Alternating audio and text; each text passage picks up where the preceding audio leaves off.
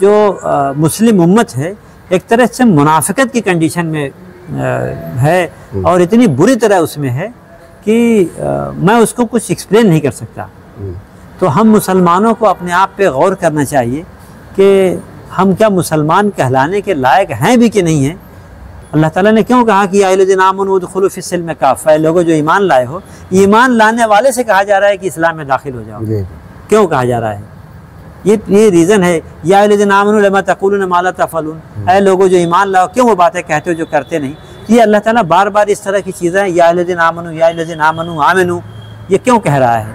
तो ये हमें गौर करने की ज़रूरत है, जिस पे हम हकीकत यह है कि गौर नहीं कर रहे हैं। एक मुसलमान अल्लाह के सिवा किसी से नहीं डरता, हम अल्लाह से नहीं डरते, बाकी सबसे डरते हैं।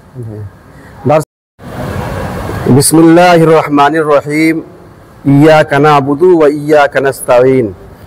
नाज़रीन, मेरे साथ गुफ्तगू करने के लिए मौजूद है डेंटल के स्पेशलिस्ट और मिल्ली व समाजी मसाइल को लेकर हमेशा जद्दोजहद करने वाले, आवाज़ उठाने वाले और मुख्तलिफ मिल्ली तंजीमों से वाबस्ता, तहरीकों से वाबस्ता डॉक्टर कमालुद्दीन अज़हर शेख साहब, जो खुदा मिल्ली स्कूल के मैनेजर हैं। मौसम गर्मा चल रहा है और छुट्टी के अय्याम में समर इस्लामिक क्लासेस का सिलसिला जारी है। आज मुख्तलिफ इदारों के बच्चों ने इम्तहान दिया है और बहुत जल्द इसके नताइज सामने आएंगे, रिज़ल्ट सामने आएगा। डॉक्टर कमालुद्दीन साहब दावत दीन को लेकर भी बहुत सरगर्म है और अल्लाह के दीन को अल्लाह के बंदों तक पहुंचा रहे हैं। डॉक्टर साहब, आज इम्तिहान था बच्चों का और ये अइम्मा मसाजिद और वहदत इस्लामी की जानिब से इसका इनेकाद हो रहा है। क्या कहना है आप, क्या तासुरात आपके?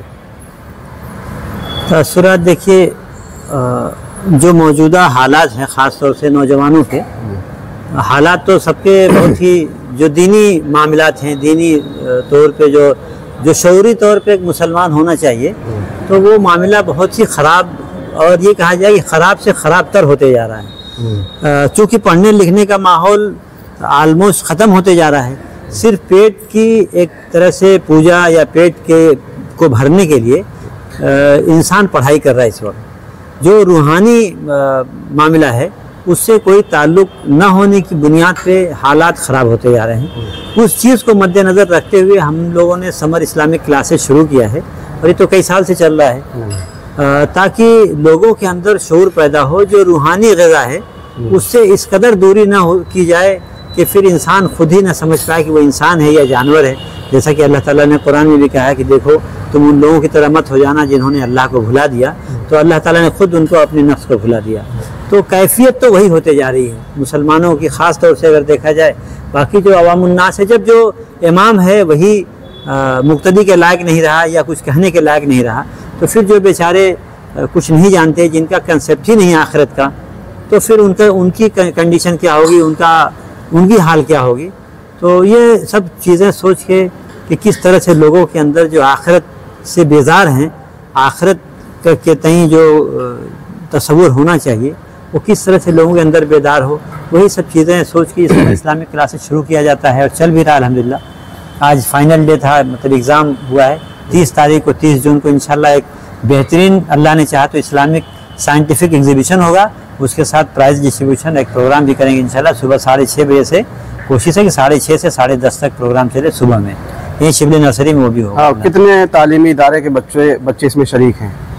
आमतौर से ये जो शिबली नर्सरी स्कूल है यहाँ के थे, खुदा मिल्ली स्कूल के थे, जामत इरशाद के बच्चे कुछ आ जाते हैं और भी कुछ स्कूलों के बच्चे आ जाते हैं। जिस कदर कोशिश की जाती है वो उस तरह से तो तादाद नहीं हो पाती है। डिग्री कॉलेज के बच्चे रहते हैं, शिबली कॉलेज के बच्चे रहते हैं। ज़्यादातर जो तादाद है वो बच्चियों की रहती है, ख़ास तौर से पीजी वगैरह में, एक तरह से यूजी और पीजी में। बाकी तो बच्चों की तादाद बहुत कम रहती है। जो आपने मज़ामीन शामिल किया इसमें, इस्लामी मालूमात है, दीनी मज़ामीन वगैरह, इसमें वो उसी हिसाब से हमारा सिलेबस है, वो लोगों ने सिलेबस बनाया है और उसी सिलेबस के अकॉर्डिंग, जैसे हमने इस बार जो है एक किताब भी रखी थी, उसमें आओ दीन सीखें, और एक खुतबात ऐड कर दिया था जो अपर के क्लासेस के बच्चों के लिए है। तो 2 किताब भी रख दिए थे ताकि बच्चे इसी बहाने उस किताब को पढ़ेंगे तो उससे मालूमात होगी और फिर एग्ज़ाम देंगे। ऐसे अभी तक तो जो लेक्चर होते थे ऐसे ही होते थे, कोई बुक्स वगैरह नहीं थी। अब की मरतबा हम लोगों ने 2 बुक्स, पीजी के लिए अलग, यूजी के लिए अलग, मतलब लोअर क्लासेस के लिए अलग जो है रख दिया था, ताकि उसको पढ़ के बच्चे एग्ज़ाम दें, आसानी हो उनको समझने भी और वैसे भी। कितने बच्चे आज इम्तिहान में शरीक होंगे? 170 या 165 के आसपास थे कुछ टोटल। डॉक्टर साहब, हम अल्लाह के बंदे हैं, अशरफुल मखलूक़ात का लक़ब दिया गया है और पैगम्बर इस्लाम हज़रत मोहम्मद सल्लल्लाहु अलैहि वसल्लम की उम्मती है। हमको जो दुनिया में भेजा गया है, क्या वाकई में हम पैगम्बर इस्लाम की उम्मती कहलाने लायक हैं? और जिन मकासद के लिए भेजा गया, क्या उस मकासद को हम पूरा कर रहे हैं और इस्लाम पर क्या हम चल रहे हैं? मतलब एक